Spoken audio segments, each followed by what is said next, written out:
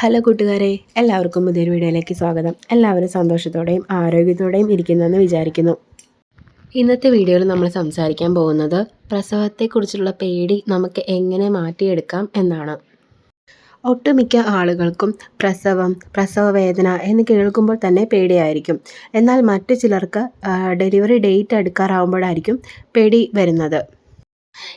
ഈ പേടിയുടെയൊക്കെ കാരണം എന്ന് പറഞ്ഞാൽ നമ്മൾ മറ്റുള്ളവരിൽ നിന്നും കേട്ടിട്ടുള്ള കഥകളും അതുപോലെ തന്നെ എന്തെങ്കിലും വീഡിയോസൊക്കെ കണ്ടിട്ടുണ്ടെങ്കിൽ അത് നമ്മൾ വീണ്ടും വീണ്ടും ഓർക്കുമ്പോഴൊക്കെയാണ് നമുക്ക് പേടി വരുന്നത്.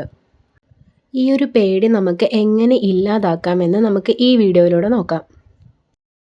നമ്മുടെ എല്ലാവരുടെയും പേടി എന്താണ്? വരാനിരിക്കുന്ന കാര്യത്തെപ്പറ്റി ആലോചിച്ചിട്ടാണ് നമുക്ക് പേടി കൂടുതൽ വരുന്നത്. അതായത് പ്രസവ സമയത്ത് എങ്ങനെയായിരിക്കും, നമ്മുടെ പെരിനിയൽ ഏരിയ കട്ട് ചെയ്യുമ്പോൾ എന്തായിരിക്കും, ഇതൊക്കെ ഓർക്കുമ്പോഴാണ് ഒട്ടുമിക്ക ആളുകൾക്കും കൂടുതൽ പേടി വരുന്നത്. പ്രസവകാലം എന്ന് പറയുന്നത് 40 ആഴ്ചയാണ്. 37 ആഴ്ചയ്ക്ക് ശേഷം നമുക്ക് എപ്പോൾ വേണമെങ്കിലും പ്രസവം നടക്കാം.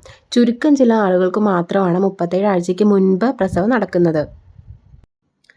ഈ പ്രസവ കാലയളവിൽ ഒരു ദിവസം മാത്രമാണ് പ്രസവം നടക്കുന്നത്. ചിലർക്ക് അത് 2-3 മണിക്കൂർ കൊണ്ട് തന്നെ കഴിയും. മറ്റു ചിലർക്ക് അത് 2-3 ദിവസം കൊണ്ടായിരിക്കും കഴിയുന്നത്. ഈ ഒരു ദിവസത്തെ ഓർത്തിട്ടാണ് നമ്മൾ ഈ ഒരു പ്രസവകാലം മുഴുവൻ പേടിച്ച് ഇങ്ങനെ കഴിയുന്നത്. അപ്പോൾ തന്നെ നമ്മൾ ചിന്തിക്കുക, നമ്മൾ എന്തിനാണ് ഇങ്ങനെ ഇത്രയും ടെൻഷൻ അടിച്ചുകൊണ്ടിരിക്കുന്നത്? സമാധാനത്തോടെയും സന്തോഷത്തോടെയും ഇരിക്കേണ്ട ഈ പ്രസവകാലം നമ്മൾ പേടിച്ച് ടെൻഷൻ അടിച്ചൊക്കെ ഇരിക്കുമ്പോൾ അത് നമ്മുടെ കുഞ്ഞിനെ കൂടിയാണ് ബാധിക്കുന്നത്.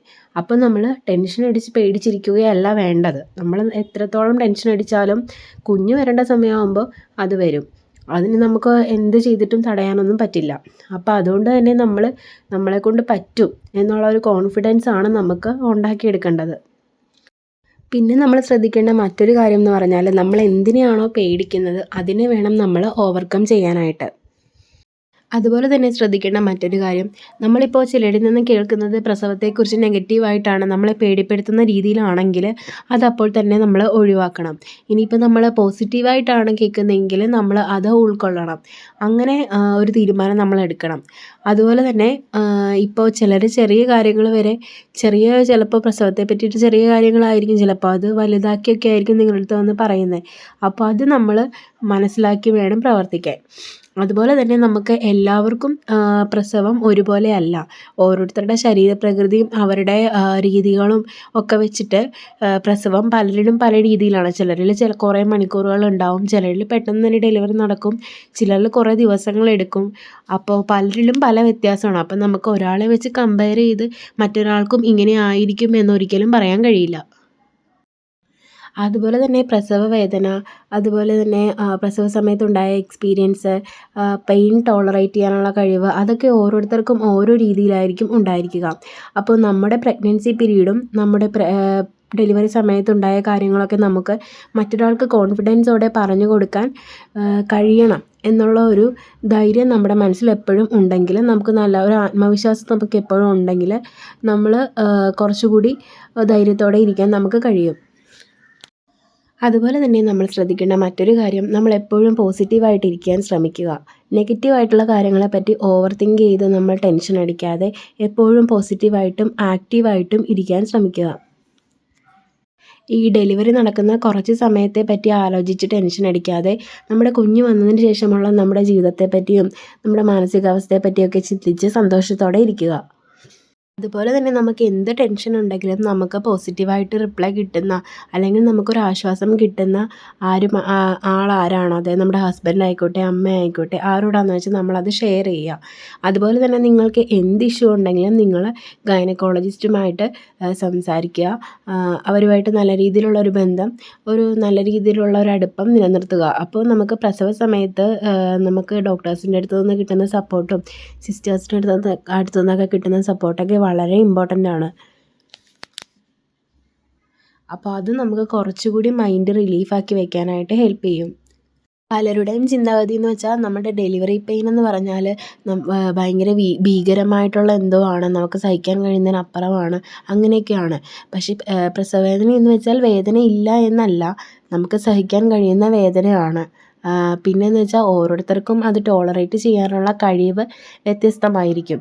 പിന്നെയെന്ന് വെച്ചാൽ നമുക്ക് കണ്ടിന്യൂസ് ആയിട്ട് വരുന്ന ഒരു പെയിൻ അല്ല, ഇടവിട്ട് വരുന്ന പെയിനാണ്. പിന്നെ നമുക്ക് പെയിൻ കൂടുതലായിട്ട് വരുന്നത് സർവിക്സ് ഒക്കെ ഫുൾ ഓപ്പണായി കുഞ്ഞ് വരുന്ന ഒരു ടൈമിലാണ് നമുക്ക് കൂടുതലായിട്ട് വേദന അനുഭവപ്പെടുന്നത്.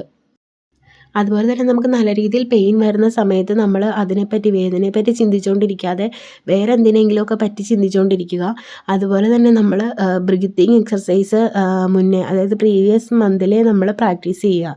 അപ്പോൾ അത് നമുക്ക് വളരെ ഹെൽപ്ഫുള്ളാണ് ഈ പെയിൻ ഒന്ന് റിലീഫ് ചെയ്യാൻ വേണ്ടിയിട്ട്. അതുപോലെ തന്നെ എല്ലാവർക്കുമുള്ള മറ്റൊരു പേടിയാണ് നമ്മുടെ പ്രസവ സമയത്ത് പെരിനിയൽ ഏരിയ കട്ട് ചെയ്യുന്നത്.